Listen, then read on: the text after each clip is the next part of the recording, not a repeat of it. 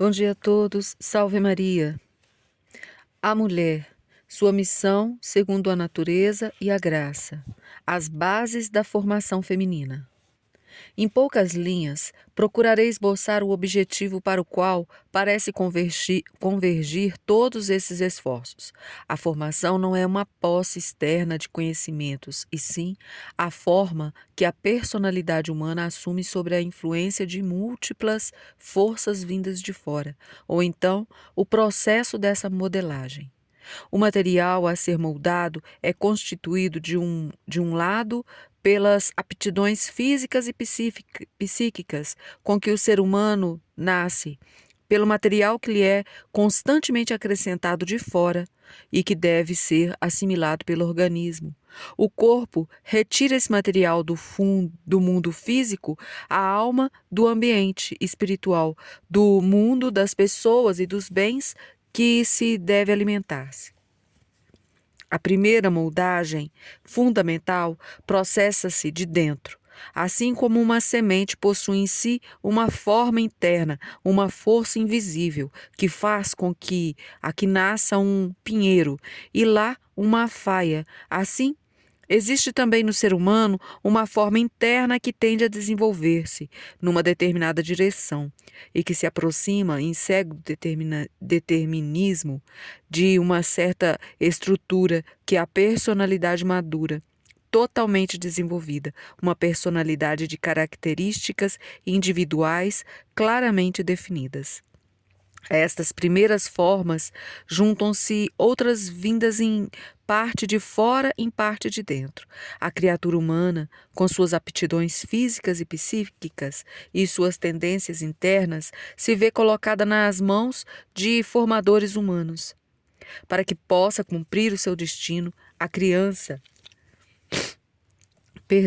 depende dos nutrientes que devem ser fornecidos ao seu corpo e à sua alma, para que possa desenvolver-se de alimentos que podem ser digeridos e indigestos, que podem ser digestos ou indigestos, saudáveis ou tóxicos.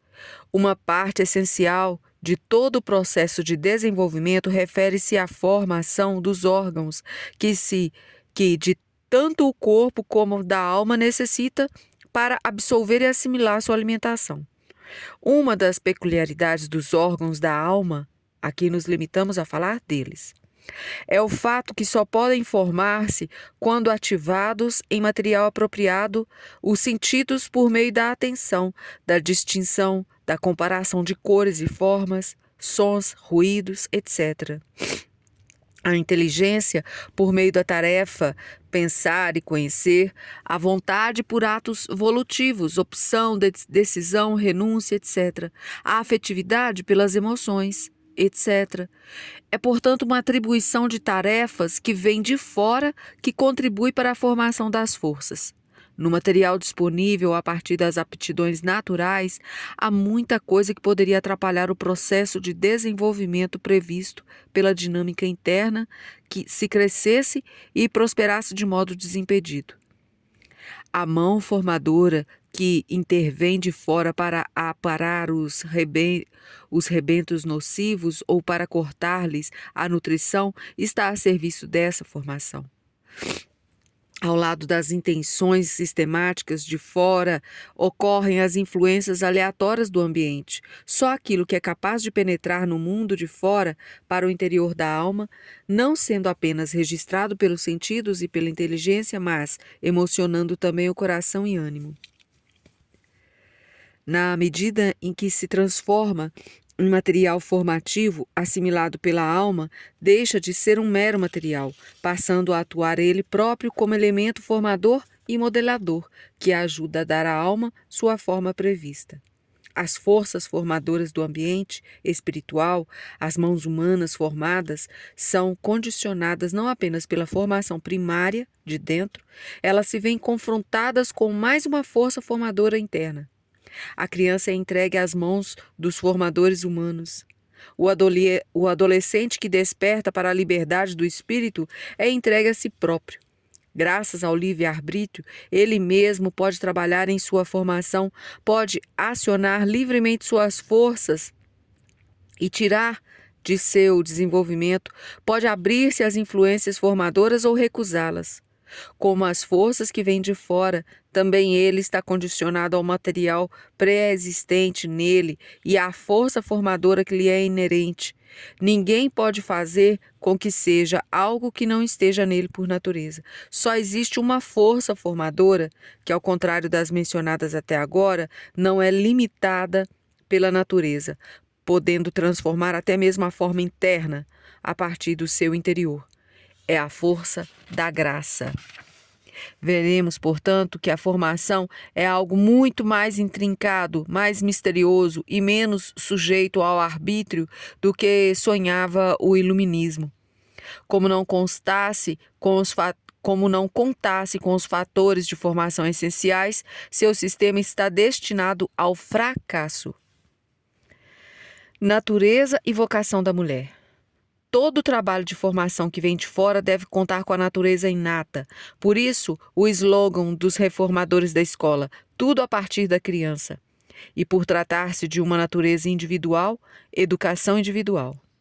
Como as forças só podem desenvolver-se pelo acionamento das mesmas, autoatividade, escola de trabalho, se quisermos colocar os alicerces de um sistema saudável e duradouro da formação feminina, precisamos perguntar-nos qual é a natureza da mulher e qual é o objetivo de formação que ela indica, com que forças formadoras internas devemos contar, como a formação externa pode colaborar com o processo interno.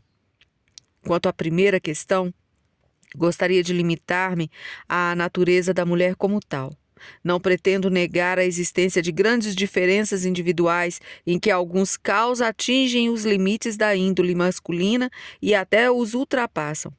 Toda mulher tem aptidões e dons individuais que a fazem aspirar a uma vocação especial, além da feminina em geral.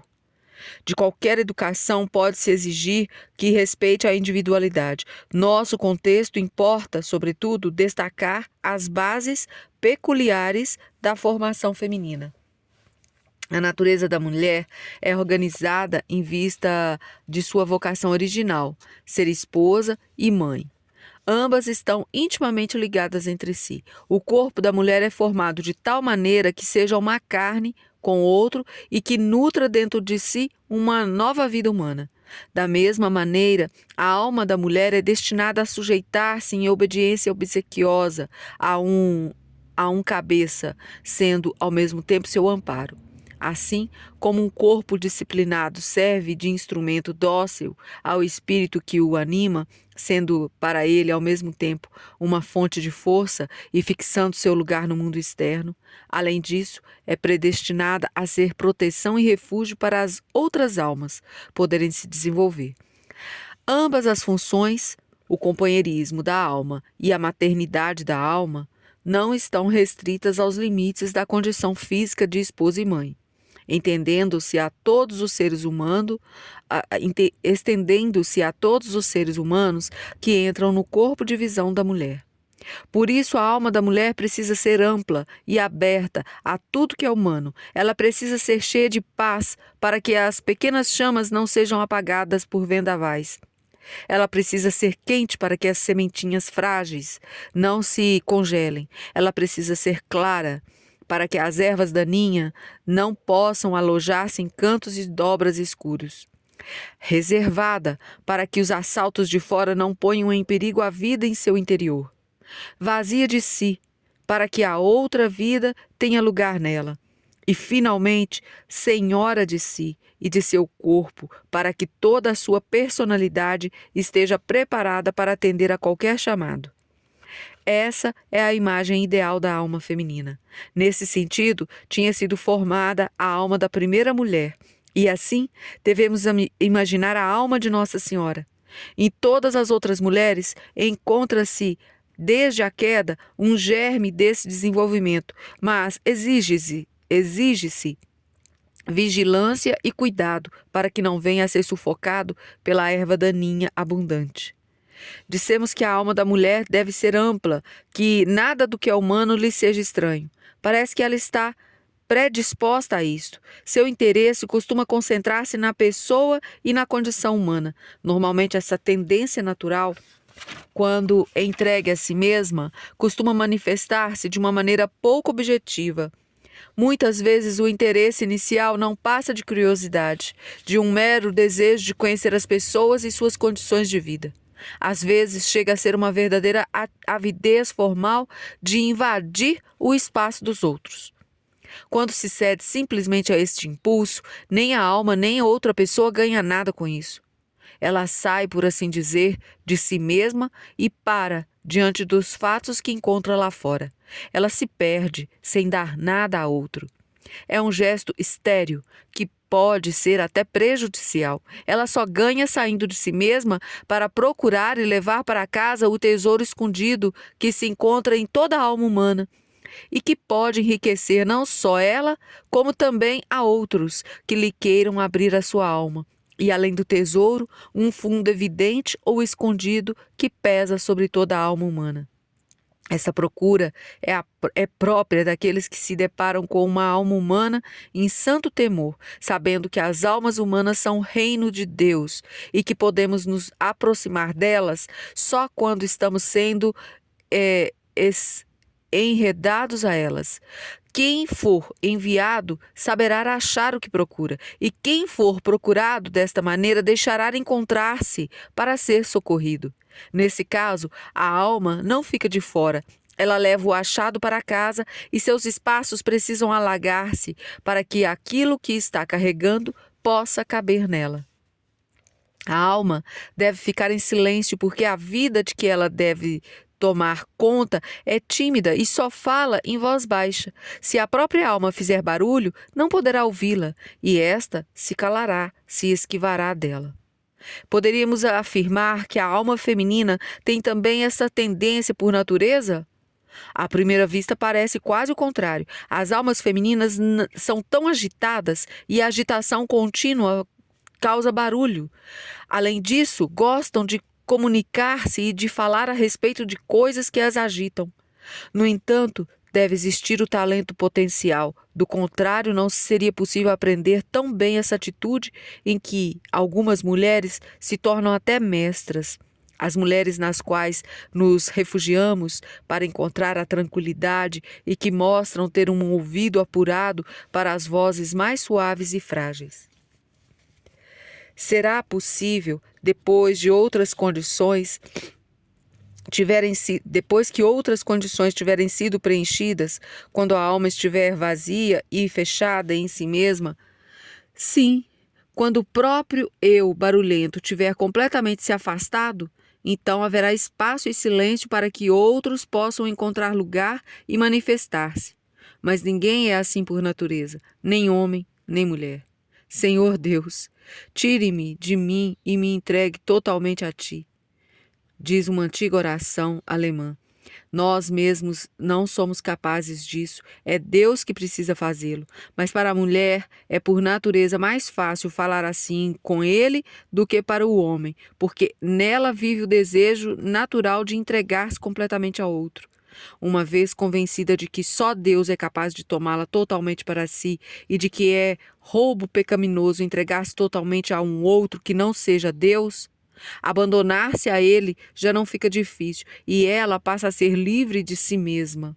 Aí então fica também óbvio que ela só encerre seu castelo, pois que ela se encerre em seu castelo, pois antes estava exposta às tempestades que a acuam, vindas de fora, e ela própria saía à procura lá fora daquilo que pudesse saciar a sua fome. Agora, ela possui tudo o que necessita. Ela só sai quando é enviada e só se abre para aquilo que tem permissão de entrar. Nesse castelo é ela a senhora, como serva de seu senhor, estando a serviço de todos aqueles que o Senhor quer que sejam servidos. Em primeiro lugar, porém, a serviço daquele que lhe foi dado como cabeça, visível, o esposo ou qualquer outra autoridade constituída. A alma feminina certamente é quente por natureza, mas seu calor natural não é uniforme e ela se consome e passa a falhar onde seria mais necessário, ou uma faísca repentina a transforma em brasa que destrói, quando deveria apenas aquecer suavemente. Outra vez, a solução só pode vir do fogo celeste que ocupa o lugar no terrestre.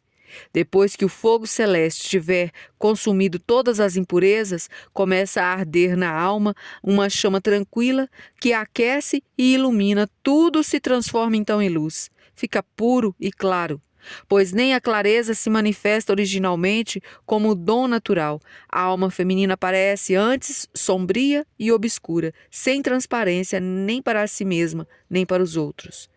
Só o amor divino a torna luminosa e clara. Assim, tudo indica na mesma direção. O que a mulher deveria ser por vocação original só pode ser alcançado quando a forma natural se acrescenta à formação interior pela graça. Por isso, deverá estar no centro de toda formação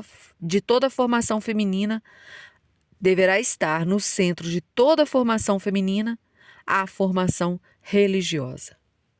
E ficaremos para o próximo capítulo. A todos, salve Maria.